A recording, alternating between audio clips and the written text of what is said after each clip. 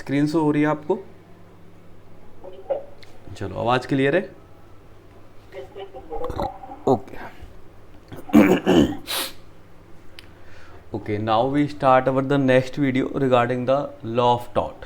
तो अब तक हमने टॉट के बारे में बेसिक जानकारी ली और टॉट की डेफिनेशंस, उसके इसेंशियल्स को हमने समझा, some of the list of cases हमने समझे, सोर्स ऑफ टॉट समझा और डिफरेंस थ्योरी रिगार्डिंग द टॉट एंड टॉट्स में विनफ्रेड और सालमेंट्स के व्यू समझे। अब हम इससे आगे टॉट के कुछ मतलब ऑफेंसेस स्टार्ट करने से पहले चलो मैं आपको पहले एक चीज़ और बता दूं जो आई थिंक लास्ट क्लास में शायद हमने बताई होगी। जो टॉट इस ऑफेंस है ना, टॉट की जो ऑफेंस है, जैसे कि आईपीसी में क्रिमिनल ऑफेंस में majorly we deal about the intentional offence. Some of the offence also are in criminal law present where the no intention is required, पर मेजरली वहाँ पे इंटेंशन की प्राइम रिक्वायरमेंट है। टॉर्टियस ऑफेंस में भी तीन तरीके के ऑफेंस हैं, इंटेंशनल और नॉन इंटेंशनल। कि जहाँ पे इंटेंशन की रिक्वायरमेंट है, मेंस रिया रिक्वायर्ड है, वो इंटेंशनल ऑफेंस है, और जहाँ मेंस रिया की रिक्वायरमेंट नहीं है वो नॉन इंटेंशनल ऑफेंस है। इसके अलावा एक बीच की सिचुएशन है नेग्लिजेंस के रिगार्डिंग, कि if a person is negligent with their work, they have the duty to take care but he is negligent with this work and that cause the injury. ये negligence की जो condition है वो दोनों के mid में एक आ रही है, इंटेंशनल और नॉन इंटेंशनल के बीच में एक कंडीशन है नेग्लिजेंस की, कि इंटेंशनली नहीं करा but he is quite aware about, he is quite have the knowledge about that thing that can be occurred. अगर आप अपनी ड्यूटी के साथ केयर नहीं कर रहे, ड्यूटी के साथ केयरलेस है, नेग्लिजेंट है, then definitely it will cause the damages to anyone. So that is the type of offences. इसी बेसिस पे हम पहले एक जनरल डिफेंसेस करेंगे। ये जो जनरल डिफेंसेस हैं ये सारे ऑफेंसेस के लिए हैं, और जैसे कि हमारे आईपीसी में जो इसे हम बीएनएस कहने लगे हैं, भारतीय न्याय संहिता, उसके पुरानी आईपीसी के सेक्शन 76 से 106 में जनरल डिफेंस का एक चैप्टर है ना। तो जैसे कि सेम उसी चैप्टर में सेक्शन 76 टू 106 उसमें जो जनरल डिफेंस का चैप्टर है वो पूरी आईपीसी पे लगता है, कि पूरी आईपीसी में कोई भी ऑफेंस है, अगर उस ऑफेंस का डिफेंस 76 टू 106 में फॉल करता है then he will be get the complete defence. Complete defence मिलेगा। ऐसा नहीं होगा कि कम पनिशमेंट ज़्यादा पनिशमेंट, नहीं, वो एक्यूट ही होगा। सेम कंडीशन टॉट में है। तो before describe the offences of the टॉट, first we clear about the general defences, कि what kind of defences are available in the tortious liability and how that defences will be apply. तो थोड़ा सा उस पर हम देखेंगे। इसमें एग्जाम प्रोस्पेक्टिव के लिए, स्पेशली इन यूजीसी नेट के लिए, हमें केस लिस्ट बड़ी इंपॉर्टेंट है। ऑब्जेक्टिव पेपर होना है, थ्योरेटिकल पोर्शंस तो हम एक बेसिक थ्योरी का जिस्ट लेंगे ही, लेकिन प्राइमरली हमें ऑब्जेक्टिव क्वेश्चंस का क्राइटेरिया देखना है। तो उसमें cases, UGC are very found with the case laws. UGC case laws के लिए बड़ी ही फेमस रही है हमेशा से ही। सो इसलिए हमें केस लिस्ट अपनी अच्छे से प्रिपेयर करनी है। Get it? Now we come with the first defence, volenti non fit injuria. Simply say that whenever the person voluntarily give his consent to cause injury to him, it can make a complete defense in a case of tortious liability. अगर आप अपनी मर्जी से consent देते हो कि अगर कोई इंजरी होगी मुझे, मैं ही लाइबल होऊंगा, तो उस केसेस में आप क्लेम नहीं कर सकते। डिफेंस की कंप्लीट डिफेंस क्रिएट होगा डिफेंडेंट के थ्रू, कि भाई जो इंजरी इन्हें कॉज हुई है वो उनकी कंसेंट से हुई है। जिस एक्टिविटी का ये पार्टिसिपेट इन्होंने करा था, इन्हें पता थी कि वहाँ पे इंजरी हो सकती है, पता थी इनकी डेथ भी हो सकती है, इन्हें कोई मेजर इंजरी हो सकती है, लेकिन फिर भी इन्होंने पार्टिसिपेट करा और इनको इंजरी कॉज हुई। Now the defendant is not liable for the any act, any type of claim.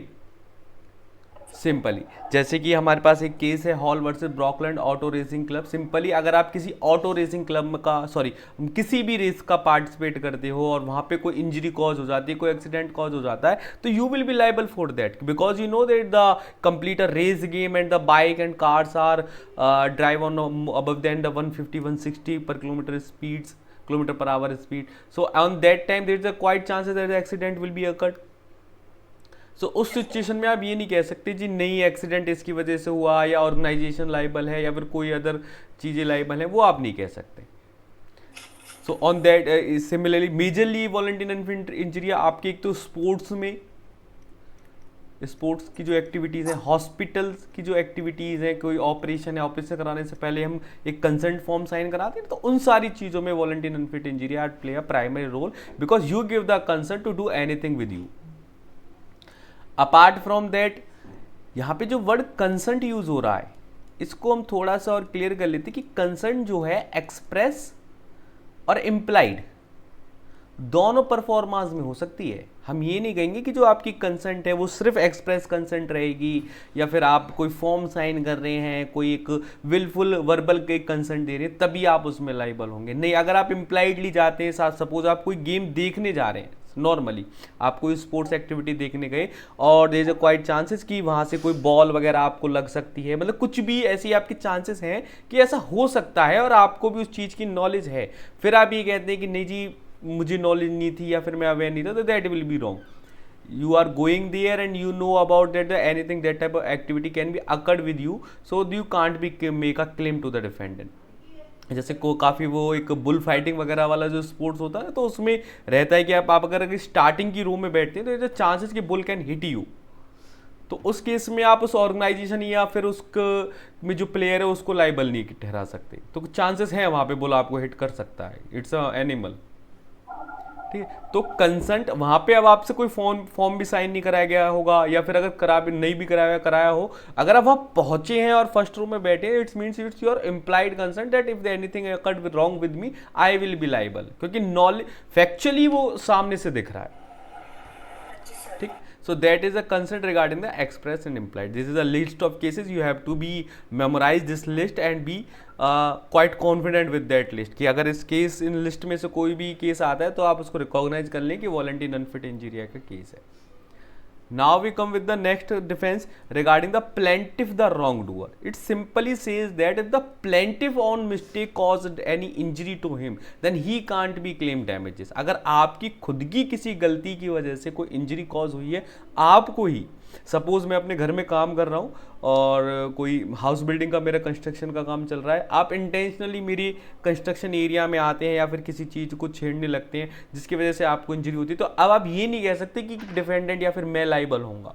It's only you who come and touch my goods and stuff which cause injury to you, it's your fault not my fault. एक बात इस चीज में थोड़ा सा आपके ये चीज क्लियर हुई, plaintiff wrongdoer, if the plaintiff wrong in their work then he can't be claim damages, get it.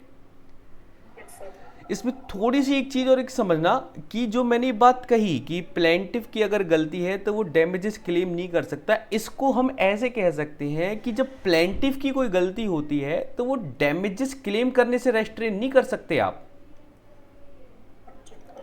आप उसको डैमेज क्लेम करने से रेस्ट्रेन नहीं कर सकते, आप उसे उसके एक्ट के लिए अकाउंटेबल ठहरा सकते हैं।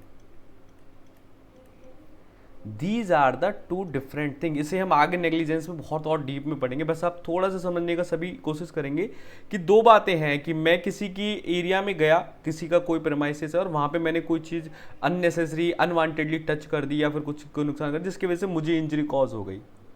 अब इस बात से मैं इस चीज से रेस्ट्रेन नहीं करा जा सकता मुझे कि मैं डैमेजेस क्लेम ना करूं, लेकिन मुझसे ये पूछा जरूर जा सकता है कि भाई आपने ऐसा क्यों करा। ये दो अलग अलग चीजें हैं। हमारा राइट टू स्यू खत्म नहीं हुआ, right to sue are still survive, still you have a right to file a case against the defendant, but in the same case defendant asked to you why you do that thing, why you come and touch my goods and stuff, why you come in my premises without my knowledge। आपसे आपकी act की accountability ली जा सकती है। अब यहां पे एक चीज इसलिए बताई गई क्योंकि जो रिमोटनेस ऑफ डैमेजेस है, दो वर्ड यूज हो रहे हैं, रिमोटनेस और एक होता है फोरसीन। उन चीज पे डिपेंड करेगा कि अब प्लेंटिफ को उसका क्लेम मिलेगा कि नहीं मिलेगा। रिमोटनेस क्या है कि सपोज कोई एक्ट, कोई मेरे पास कोई चीज है और आप उसे आके टच कर देते हैं, मेरे इतना मुझे अंदाजा है कि अगर कोई बंदा यहाँ पे आता है गलती से और उसको उस पर हाथ लगा दे तो सपोज उसे इलेक्ट्रिक शॉक लग सकता है। मैंने अपने प्रेमाइसेस में खुली वायर छोड़ रखी है, कोई अगर एनिमल कोई भी आ जाता है तो उससे शॉक लग सकता है, ये मेरी फोरसीन है। पर मुझे इतना आइडिया है कि उसे कम शॉक लगेगा, लेकिन कोई बंदा आ रहा है वो ऑलरेडी वीक है या फिर उसका कोई और मेंटल डिसऑर्डर चल रहा है और उसे वो टच कर देता है जिससे वो और ज़्यादा बीमार हो जाता है और ज़्यादा मेंटली अनस्टेबल हो जाता है, तो उस चीज की मुझे फोर्सीन नहीं थी, इतना तो मुझे फोर्सीन था कि इतना नुकसान हो सकता है, लेकिन रिमोटनेस ऑफ डैमेजेस कि ज्यादा हो जाएगा इसका मुझे कोई अंदाजा नहीं था। गलती प्लेंटिव की कि वो आया क्यों, लेकिन यहां पे कहीं ना कहीं डिफेंडेंट का भी फॉल्ट है कि भाई कोई आ भी सकता, गलती भी हो सकती है, कोई रास्ता पूछने कोई कुछ मांगने भी आ सकता है। तो यहां पे दो बातें हैं, डैमेजेस क्लेम से आपको रेस्ट्रेन नहीं करा जाएगा, आपसे आपके एक्ट के बारे में पूछा जाएगा कि आप वहां क्यों गए। अगर आप ये अकाउंटेबिलिटी सेटिस्फाइड कर देते हो कि there is some of the एक required reason to believe there is something why due to that you are going some premises to another one, तो in that type of situation you can claim the damages. ठीक है, ये चीज clear हो रही है। आपका फॉल्ट है वो अलग चीज है, लेकिन डैमेजेस क्लेम करने एक अलग चीज है। अगर आपका फॉल्ट की अकाउंटेबिलिटी आप प्रूव नहीं कर पाते हैं तो आप डैमेजेस क्लेम नहीं कर सकते, या फिर डैमेजेस क्लेम तो कर सकते, डैमेजेस अलाउड नहीं होंगे। ठीक है, लेकिन अगर आप अपनी अकाउंटेबिलिटी प्रूव कर देते हैं कि भाई ऐसा नहीं था, मैं कुछ ही और कारण से गया हुआ था या फिर कोई और वजह थी, तब वो डैमेजेस अलाउड होंगे। Get it. यहीं पे एक बार हम फेडरिक पोलॉक की एक बात पढ़ते हैं कि when the plaintiff himself is a wrongdoer he is not disabled from recovering in टॉट अनलेस सम अनलॉफुल एक्ट और conduct on his own part is connected. अगर प्लेंटिफ की कोई गलती है तो वो तब तक डिसेबल नहीं होता टॉट की डैमेजेस लेने के लिए जब तक कोई एक्ट अनलॉफुली उसकी तरफ से कनेक्ट ना हो, अनलॉफुली कोई उसने एक्ट ना करा हो, with the harm suffered by him as the same transaction, और ये सारी चीजें सेम ट्रांजेक्शन में हुई हो। एक छोटा सा वर्ड से भी वो थोड़ा सा आप समझेंगे कि जो सेम ट्रांजेक्शन की बात है कि जो आपने एक्ट करा और जो इंजरी आपको हुई वो दोनों एक ही एक्ट से हुई है। समझ रहे, जैसे कि आपको किसी ने अपने घर बुलाया, इस बार जो आपने एंट्री करी वो आपने अपनी मर्जी से नहीं करी कि आप इनवाइटेड थे इसलिए आप वहां गए, लेकिन आपने कोई अननेसेसरी कोई चीज छू ली या फिर किसी चीज को टच कर लिया जिसकी वजह से आपको कोई इंजरी कॉज हुई, तो उस केसेस में ये सेम ट्रांजैक्शन वाली जो बात है कि आपने उसको इन्विटेशंस पे आप आए हैं और तब आपने टच करा है, आपका वो जो एक्ट है वो अनलॉफुल नहीं है, वो रॉन्गफुल नहीं है, क्योंकि इन्वाइटेड थे और प्रूडेंट मैन टच भी कर सकता, नॉट अ बिग थिंग। आपको फोर्सीन होना चाहिए, आपको ये चीज होनी चाहिए कि अगर किसी को इनवाइट कर रहे हैं तो एटलीस्ट वो एरिया तो सही हो।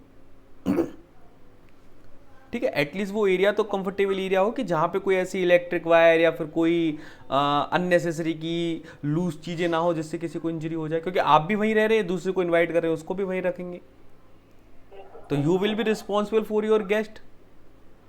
तो सेम ट्रांजैक्शन होना चाहिए। अब ऐसा ना हो कि अनलॉफुल एक्ट का कोई और ट्रांजैक्शन था और इंजरी कॉज करने का कोई और ट्रांजैक्शन था जिसकी वजह से वो दोनों में मैच ही नहीं बन रहा, तब उस केस में प्लेंटिव रॉन्ग डूअर का कंसेप्ट नहीं लगेगा। ठीक है, so that is the thing, first of all you have to be proved that the some type of damages occurred to you and that damages are occur because of your fault. If you are proved that your fault are have some reasonability and accountability, then still you can claim the damages. But if you are not able to prove your reasonability and accountability regarding with that act, then you can be claim damages, then you cannot be claim damages. Get it? अगर आप अपनी accountability prove करते हैं तो damages मांग सकते हैं, accountability आपकी प्रूव नहीं होती तो आप डैमेजेस नहीं मांग सकते। ठीक है, और अगर वो सेम ट्रांजैक्शन की थिंग है तो आप डैमेजेस नहीं मांग सकते। अगर वो अलग अलग ट्रांजैक्शन है, दो अलग अलग चीजें हैं कि आपका फॉल्ट अलग था और इंजरी किसी और कारण से हुई है, तो आप डैमेजेस मांग सकते हैं।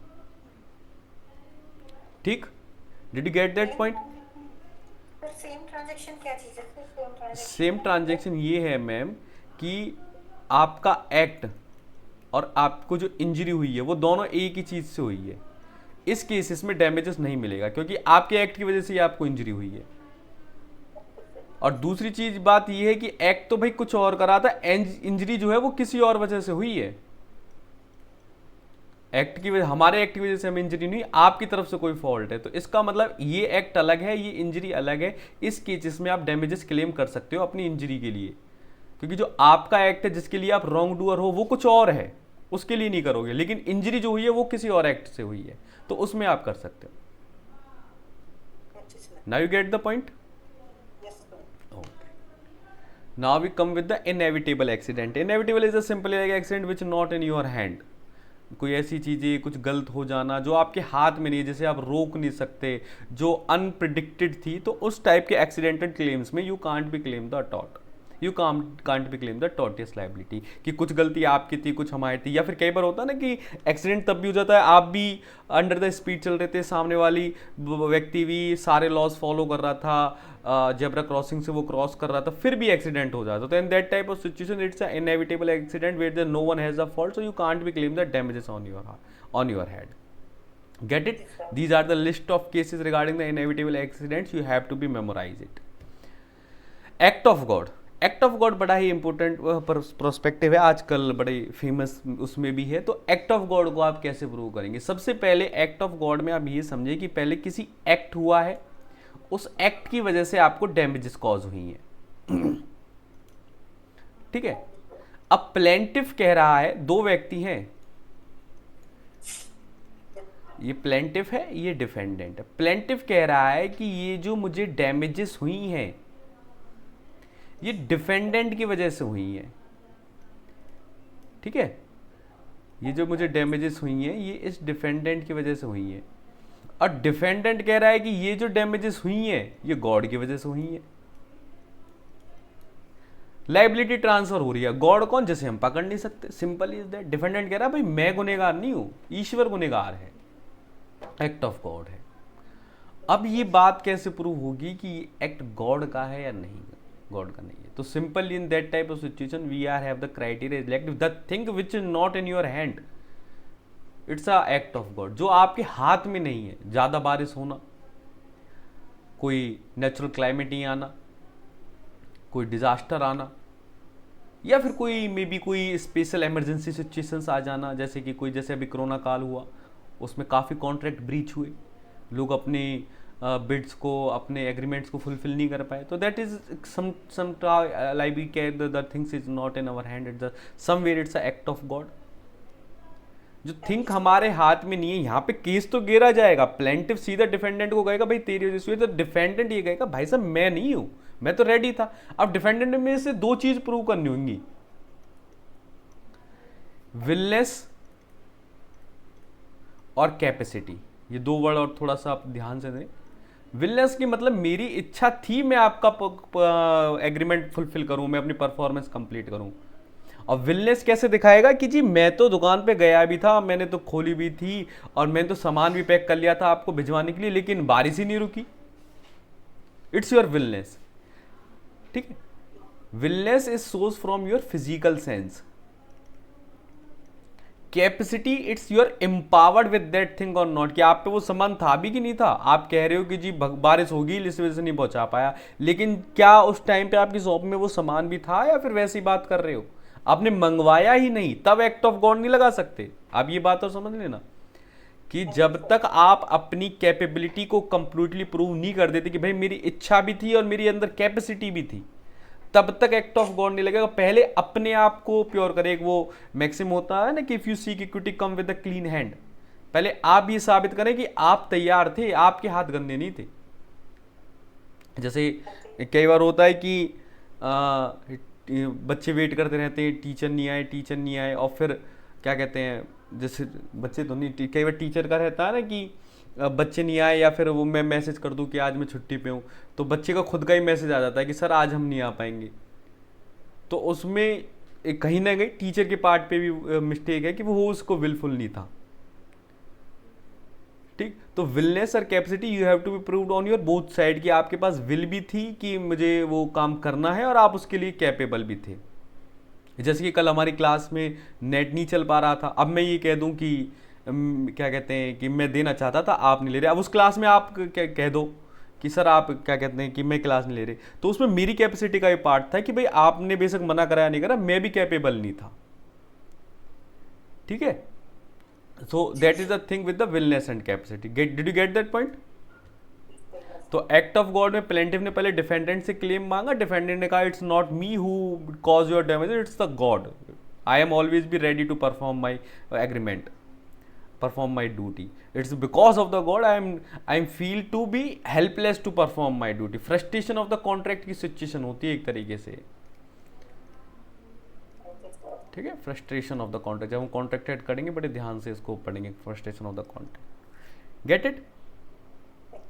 Now we come with the private defence. Private defence भी एक अलग से बड़ा लॉ है, और जो आईपीसी के आपको 96 to 106 सेक्शन में प्राइवेट डिफेंस मिलेगा। Private defence R be kept primarily with the two things, with the body and with the property. Defence आप दो चीज़ों के लिए यूज कर सकते हो, अपने आप की सेफ्टी के लिए और अपनी बॉडी की, सॉरी, अपनी प्रॉपर्टी की सेफ्टी के लिए। तो whenever the situation like come into you which make a condition that there is someone cause harm either to your property and either to your body, then you have the complete right to make any action in the defense। ठीक है, अपनी property और अपनी body के defence के लिए आप कुछ भी कर सकते हैं। बट इसमें एक चीज आपको कैप्ट करके रखनी है अपने माइंड में कि जब तक आपके सामने इमरजेंसी सिचुएशन है, आप सिर्फ तब तक ही प्राइवेट डिफेंस यूज कर सकते हो। जैसे ही वो सिचुएशन खत्म हुई, पोजीशन काम डाउन में आई, तब प्राइवेट डिफेंस यूज नहीं होगा। सपोज आपके घर में कोई चोर आया और आपको पता चल गई, तो एकदम आप सब खड़े हुए उसे पकड़ लिया और उसे एकदम कन्फाइन कर लिया, अब उसे बांध के घेर दिया आपने। तो यहाँ तक तो प्राइवेट डिफेंस था कि आपने उसको कन्फाइन कर दिया, पकड़ लिया उसे। अब उसके बाद आप एक गन निकालते हैं और उसे शूट कर देते हैं, वो प्राइवेट डिफेंस नहीं है, वो मर्डर है। क्योंकि वहाँ पे वो आपकी फीलिंग ऑफ थ्रेट खत्म हो चुका था, सामने वो आपके सामने बंधा हुआ पड़ा है, तो अब उसको शूट करने की कोई रिक्वायरमेंट नहीं थी।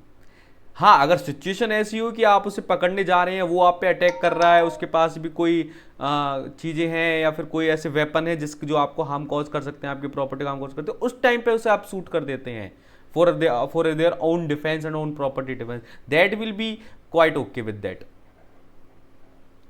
लेकिन अगर आपने उसको पकड़ लिया या फिर पुलिस को बुला लिया, पुलिस को बुलाने के बाद आप उसे मार रहे हो, that is not the scenario of the private defence. तो प्राइवेट डिफेंस जब तक यूज होगा जब तक इमरजेंसी सिचुएशन है।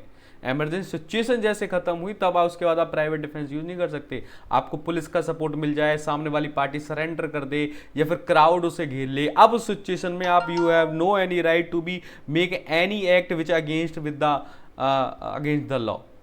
आपको कानून अपने हाथ में कभी नहीं लेना, अपनी सेफ्टी आपके अपने हाथ में है, पर लॉ आपके हाथ में नहीं है कि अरे हमारे घर चोरी कर रहा था ले हम तुझे सजा देंगे, वो अलाउड नहीं है।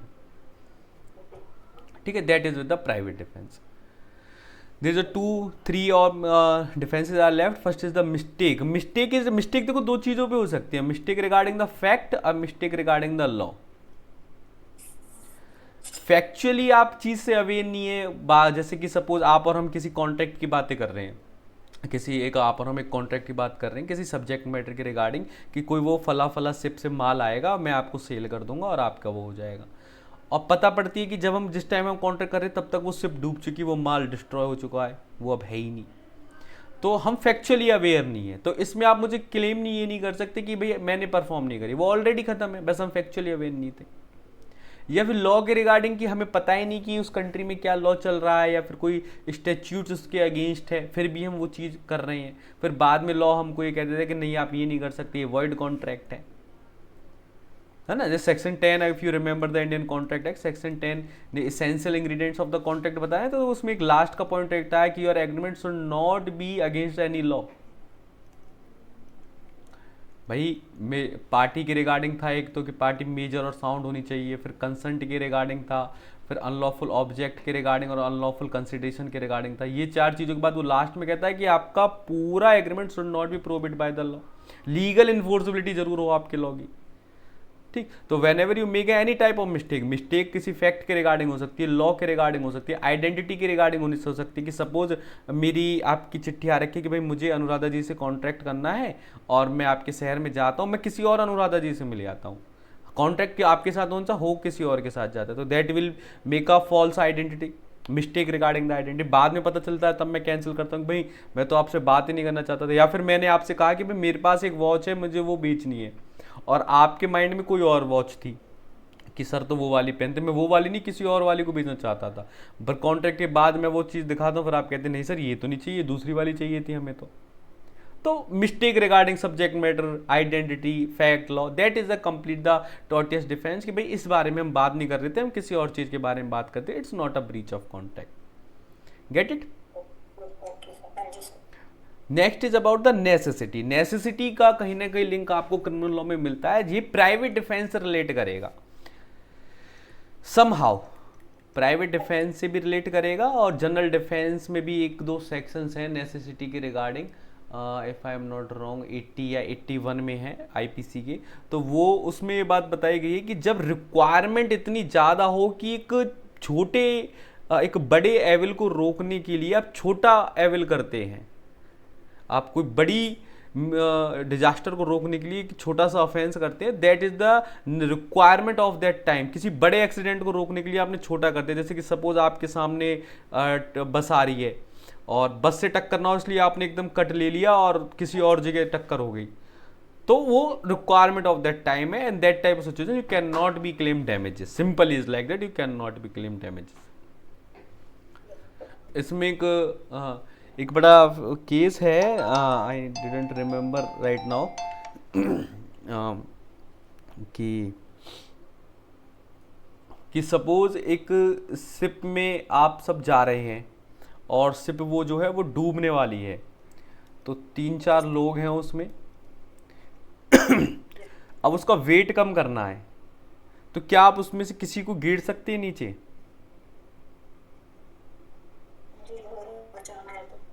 हैं? दैट इज रॉन्ग, आप नहीं गिर सकते, है ना, आप नहीं गिर सकते अनटिल अनलेस कि जब तक सारे वो इक्विपमेंट्स खत्म ना हो जाए। You have to be proved कि आपने किस पर्पज से सारा एक्ट करा है, कितना उसमें मेजर इफेक्ट है, और जब ऐसी सिचुएशन आएगी जो पहले क्रू मेंबर से वो सर्वाइव, उनका मेन रोल रहेगा कि पहले आपको अपना सेक्रीफाइस देना पड़ेगा फिर जनरल पब्लिक का, ठीक है। ये नहीं कि जैसे कोई सिचुएशन आए अपने पैसेंजर गिर दिए, ठीक, तो that is the requirement of that time, get it. Next is about the statute authorities, क्योंकि अगर कोई स्टैच्यूट ही ऐसा लॉ क्रिएट कर दे जिसकी वजह से आप अपना वर्क फुलफिल नहीं कर पा रहे, अपनी टॉट फुलफिल नहीं कर पा रहे, जिसकी वजह से और दूसरी पार्टी को डैमेज हो रही है, that will be are the come under the defence of the tortious liability, come under the defence from tortious liability, get it. अच्छा, स्टैच्यूट को तो हमने टॉर्ट में कंप्लीट इम्यूनेशन दिया हुआ है, कंप्लीट इम्यूनिटी है स्टैच्यूट्स के पास, गवर्नमेंट एंड अथॉरिटीज के पास, they are the completely immune from the tortious liability. वो अपना सारा वर्क अपने जनरल लॉ और नेचुरल जस्टिस पे करेंगे, उन्हें टॉर्ट से कोई मतलब नहीं है। सपोज अगर उनकी कोई पॉलिसी है और वो किसी के लिए डैमेजेस कॉज कर रही है, इंजरी कॉज कर रही है, they still they are not be liable for that. जैसे कि होता है ना कई बार कि आपने वो बुलडोजर वाला सीन आजकल बहुत ज़्यादा चलता है कि आपने किसी के घर गिरा दिए और रोड क्लियर करवाने के लिए आपने कुछ अनलॉफुल एक्टिविटीज़ करी, तो फिर भी आप स्टैच्यूट्स को हम गवर्नमेंट को लाइबल नहीं ठहरा सकते, because all and every part of the government and authority are doing under the certain object and doing under the certain obligation. उनकी अलग ड्यूटी थी, वो उस पैराडाइम से अलग थे, हम उन्हें लाइबल नहीं कर सकते।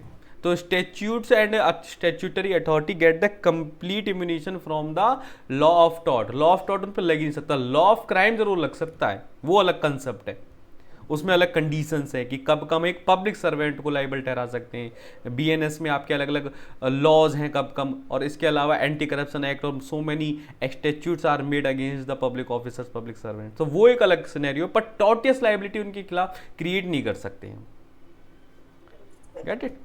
चलो, these are the defence with the tortious law regarding the voluntary and unfit injury, plaintiff wrongdoer, inevitable accident, act of God, private defense, mistake and statutory authority। अब हम आगे जितने भी tortious offense पढ़ेंगे, tort offense पढ़ेंगे, उन सब में जनरल डिफेंस अप्लाई होंगे, जनरली टू ऑल, और वो कंप्लीट डिफेंस देंगे, कोई ऐसा छोटी डिफेंस नहीं देंगे कि भाई कम डैमेज दे दो, ज़्यादा दे दो, नहीं। अगर आपने जनरल डिफेंस प्रूव कर दिया then you are the completely immune from your liability, okay.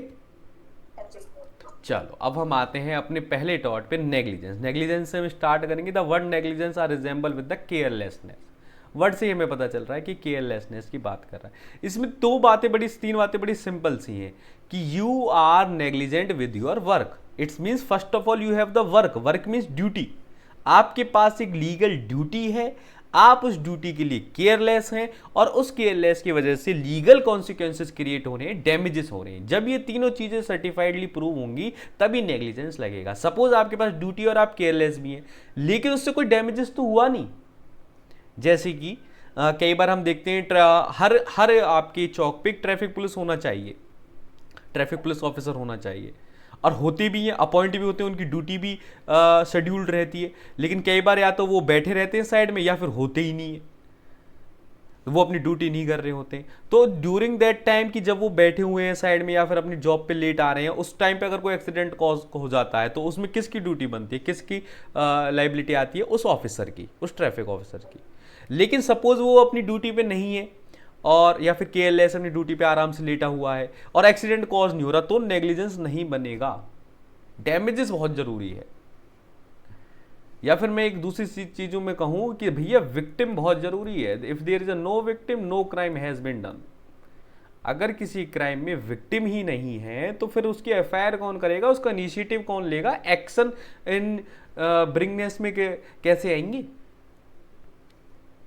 ठीक है, तो ये similar type of situation with the negligence है कि first of all you have the duty. ऐसा नहीं कि सपोज मैं एक दो चौराहे पे एक दिन चला गया और लोगों की ट्रैफिक में हेल्प करने लगा, मेरी ड्यूटी नहीं है वो। No one can be make liable to me. मैं तो अपने जनरल विल में जा रहा हूं, वो एक अलग चीज है। तो पहले आपके ऊपर एक लीगल ड्यूटी होनी चाहिए। You should be a legally authorise person to duty to take care of that thing. then you are be careless with your duty, lack of care with your duty, and then it cause the legal consequences. ठीक, so three essential with the negligence. First is the duty to care, then defendant breach that duty and plaintiff suffer the damages consequences thereof. उसकी duty के breach करने की वजह से ही damages हुए हो, ये बात और समझना। आप ओवर स्पीड आ रहे हो और आपने आते ही चौक पे आके एक्सीडेंट कर दिया, हालांकि वो ट्रैफिक पुलिस वाला भी सो रहा था, अगर वो जग भी रहा होता तो वो भी क्या कर लेता, है ना? तो उसकी ड्यूटी के ब्रीच करने से तो एक्सीडेंट नहीं हुआ, आपकी फॉल्ट की वजह से हुआ है। प्लेंटिव रॉन्ग डूअर आ गया फिर से इसमें। तो इसमें आप अब उस ट्रैफिक पुलिस ऑफिसर्स को लाइबल नहीं ठहरा सकते। और यहां पे वो वाला भी आ गया ma'am, different act. Now you get that point, जो हम सेम ट्रांजेक्शन वाली बात कर रहे थे ना, कि अब ये सेम ट्रांजेक्शन नहीं है। प्लेंट इसका कार वाले का ओवर स्पीड आना एक अलग एक्ट है और हमारे पुलिस ऑफिसर का सोना या फिर केयरलेस होना ये अलग एक्ट है। ठीक है, जो कार वाले ने डैमेजेस करे वो अपने एक्ट से हुआ है, प्लेंटिव इसके पुलिस ऑफिसर के सोने की वजह से या उसके केयरलेस की वजह से नहीं हुआ। तो डिफरेंट ट्रांजेक्शन। अगर इसकी वजह से कोई डैमेजेस हुआ है तो ये लाइबल होगा, और इसकी वजह से कोई हुआ तो ये लाइबल होगा। ठीक है, तो जो कॉन्सिक्वेंसेस नेग्लिजेंस में हो रहे हैं वो should be are related with the duty to take care, duty to be careless with your duty to take care की वजह से होनी चाहिए। Get it?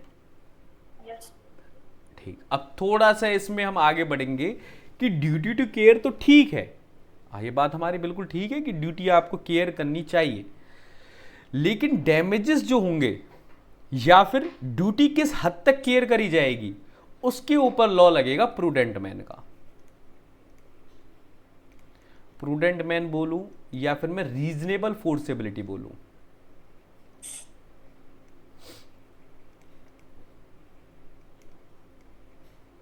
भाई मैं अपनी ड्यूटी भी ठीक से कर रहा हूं, ठीक है, और मैं अपनी ड्यूटी के लिए अवेयर भी हूँ, थोड़ा बहुत मैं अगर लेग भी कर रहा हूँ, पर सॉरी प्राइमरी मैं अपनी ड्यूटी के लिए कंप्लीटली अवेयर हूँ, लेकिन फिर भी उसकी वजह से कोई एक्सीडेंट कॉज हो रहा है, then I will not be liable for it. Get it?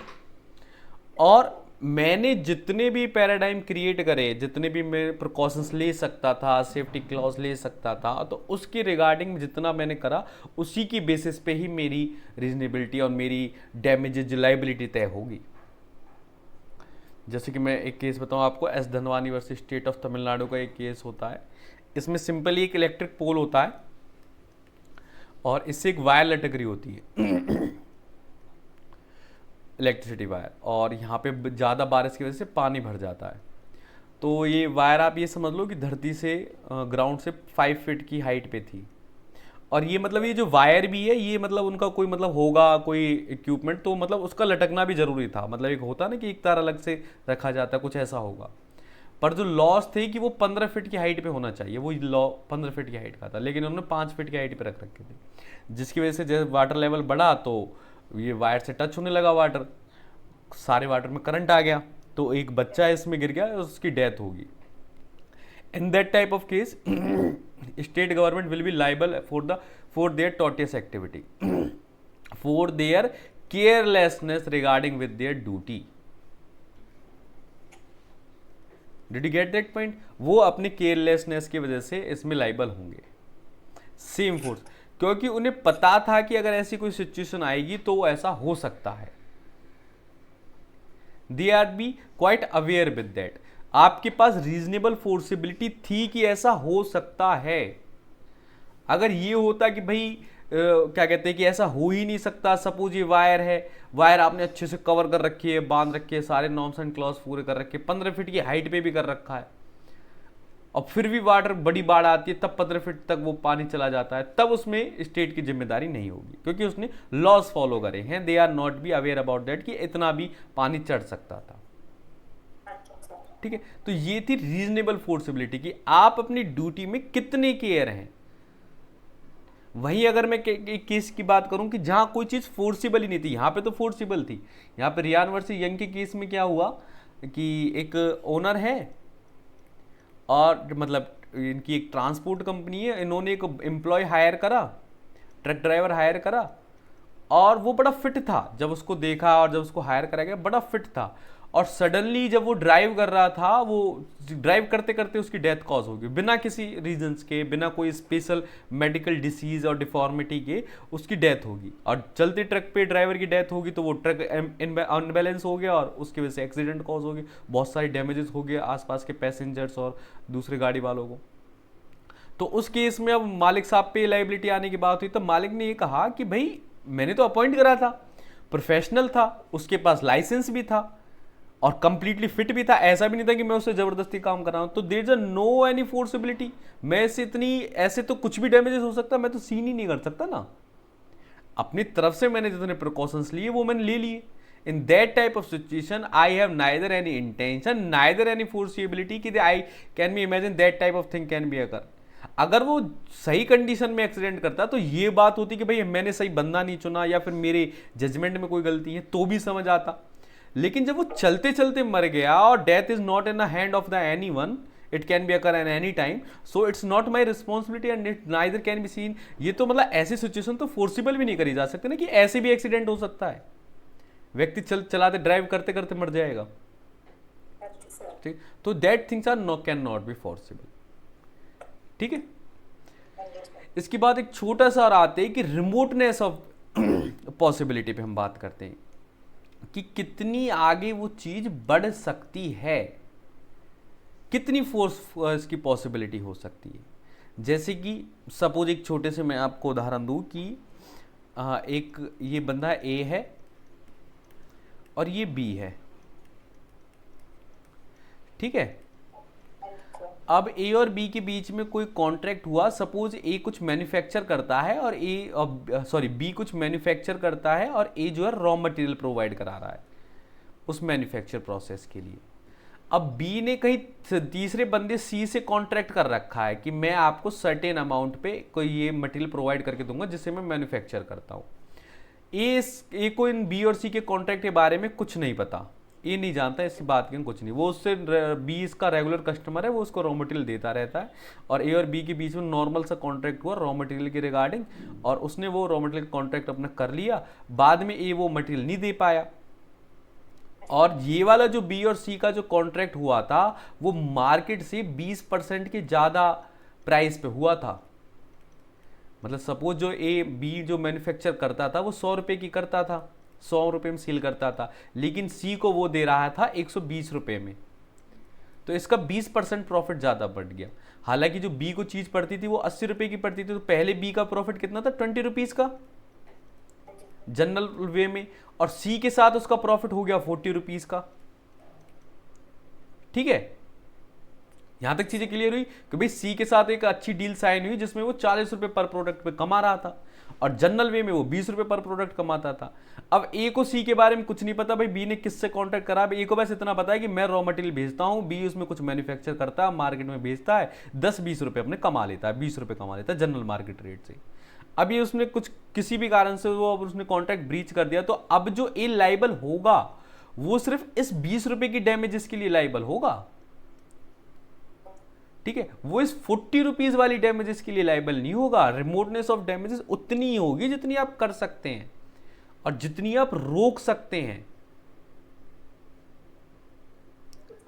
ठीक है। आप जितनी पहले तो ये को सारी परफॉर्मेंस करने की ट्राई करनी होगी, लेकिन उसकी लायबिलिटी उतनी ही आप लगा सकते हो जितनी उसकी जनरल अवेयरनेस थी। उसे नहीं पता था सी के साथ भाई तुम्हारे क्या कॉन्ट्रैक्ट चलने, आप 40 रुपीज के लिए आप उसको लायबल नहीं कर सकते, ठीक।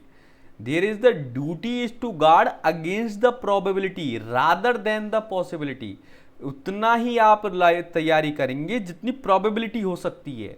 पॉसिबिलिटी तो कुछ भी हो सकती है ना, बी ने किसी के साथ बहुत महंगा कॉन्ट्रैक्ट कर लिया हो, कोई बहुत बड़ा एग्रीमेंट साइन हो रखा हो उसका, उस चीज की हमारी कोई जिम्मेदारी नहीं है, लेकिन प्रोबेबिलिटी जितनी होगी उतना हम उसे सिक्योर करने की कोशिश करेंगे, ठीक है।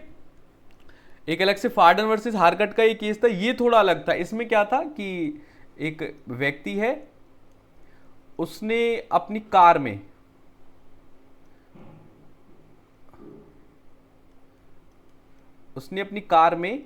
अपना डॉगी बंद करके वो चला गया, नॉर्मली अपनी कार में अपना डॉगी बंद करके चला गया। अपने फिर आता होगा, उसने डॉग को क्लोज कर रखा था, उसे बिल्कुल भी अंदाजा नहीं था कि वो डॉग वो कार का शीशा तोड़ के बाहर आ जाएगा। अब उसके जाने के बाद उस डॉग ने कार के शीशे को तोड़ा, फिर वो बाहर आया और 2-3 लोगों को वो खा गया वहां पे। तो यहाँ पे प्रोबेबिलिटी इतनी ही थी कि डॉग हद से हद किसी को डरा देगा, कोई लोग उससे भग जाएंगे, गाड़ी में शोर करता रहेगा, और उसका मेन पर्पस था कि गाड़ी चोरी ना हो। ये बिल्कुल भी उसके माइंड में पॉसिबिलिटी नहीं थी कि वो किसी बाहर निकल के किसी को मार सकता है। तो in that type of case that guy is can not be make a liable for that things which are not be possible in a practical circumstances. Did you get the point? To establish negligence, it is not enough to prove the injury which was foreseeable, but the reasonable likelihood injury has to shown, because forcibility does not include any idea of likelihood at all. आप ये नहीं कह सकते कि भाई सब कुछ foreseeable होगा। अगर आपको कोई इंजरी हुई, आपने ये कहा, प्रूव कर दिया भाई वो नेग्लिजेंट था, उसने ड्यूटी थी उसकी केयर करने की, उसने लेक ऑफ केयरनेस करी जिसकी वजह से मुझे डैमेजेस हुआ, ये बात कंप्लीटली समझ आती है। उसने अपने डॉगी को उस कार में बंद रखा और उसकी ड्यूटी थी अपने साथ रखने की, लेकिन उसको कार में छोड़ के गया अकेला, हो सकता था वो बाहर निकल के कर ले, ये बिल्कुल बात समझ आती है। पर इतना ज़्यादा फोर्सेबिलिटी आप नहीं कर सकते कि वो बिल्कुल ही वो बाहर निकल भी जाएगा, शीशा भी तोड़ देगा। उसने अपनी तरफ से कंप्लीट गार्ड करा था। और जब भी हम कोई सिक्योरिटी क्लॉज फॉलो करते हैं तो वो प्रोबेबिलिटी के अनुसार करते हैं कि ये चीज़ हो सकती है, वो हम खत्म कर देंगे। हम सारी पॉसिबिलिटीज़ को बाहर नहीं कर सकते, हो तो कुछ भी सकता है, पॉसिबल सब चीज़ है। हम प्रोबेबिलिटी तक को रोक सकते हैं जो हम रीजनेबल फोर्सेबल है, ठीक है। कोई डाउट इन सब चीज़ों में? थोड़ा सा बस पेचीदा टॉपिक था। You have to be just clear with the concept, जो आपको अगर समझ आए तो उसमें आप डैमेजेस का क्लॉज रख सकें कि भाई हाँ इसके लिए नेग्लिजेंस है, इसके लिए नहीं है। नेग्लिजेंस के लिए सबसे पहले 3 बातें: duty to care, breach of duty and the consequence occur due to that breach. अब उस ब्रीच ऑफ ड्यूटी और कॉन्सिक्वेंस में आपको ये देखना है कि ब्रीच करने पर रीजनेबल फोर्सिबिलिटी क्या थी। अगर प्लेंटिफ को, डिफेंडेंट को ये कंप्लीटली फोर्सेबल था कि उसकी ब्रीच से ये डैमेजेस कॉज हो सकती है, then he will be reasonable foreseeability and he will be liable for that. लेकिन अगर उससे बिल्कुल भी अंदाजा नहीं कि ऐसा कुछ हो सकता है, then he can not be make a liable for that. But अगर रिमोटनेस आती है तो वो उतना ही लायबल होगा जितना पॉसिबल है, जितनी की प्रोबेबिलिटी है। लेकिन उससे ज़्यादा कुछ होता है तो उस डैमेजेस के लिए वो लायबल नहीं होगा। जितना वो सोच सकता था कि भाई इतना नुकसान हो जाएगा मेरे किसी को ब्रीच करने से, उतना तो लायबल होगा। लेकिन कुछ बहुत बड़ा नुकसान होता है जो अनकेपेबल टू थिंक था, जो कि आप सोच ही नहीं सकते थे, तो उस चीज के लिए वो लायबल नहीं होगा। जो और सारे इस केसेस में कंसेप्ट लगेगा प्रूडेंट पर्सन का, ऑर्डिनरी पर्सन का, कि अगर इसकी जगह हम होते, एक सामान्य व्यक्ति होता, तो वो क्या करता। सिंपली आपको ये देख के सोचना है कि एक ऑर्डिनरी व्यक्ति इस अगर डिफेंडेंट की जगह होता तो वो क्या करता, क्या उसे नॉलेज होती इस डैमेजेस की, अगर नॉलेज होती तो कितने डैमेजेस की नॉलेज होती, तो जितने डैमेजेस की नॉलेज है उतना वो पे आउट कर देगा।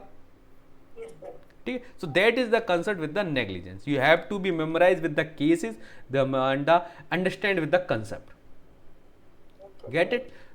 सो आज की क्लास हम यही ओवर करते हैं, आपको जनरल डिफेंसेस सारे रिमेंबर होने चाहिए, उनके cases, and you have to be clear with the basic concept regarding the negligence. Okay,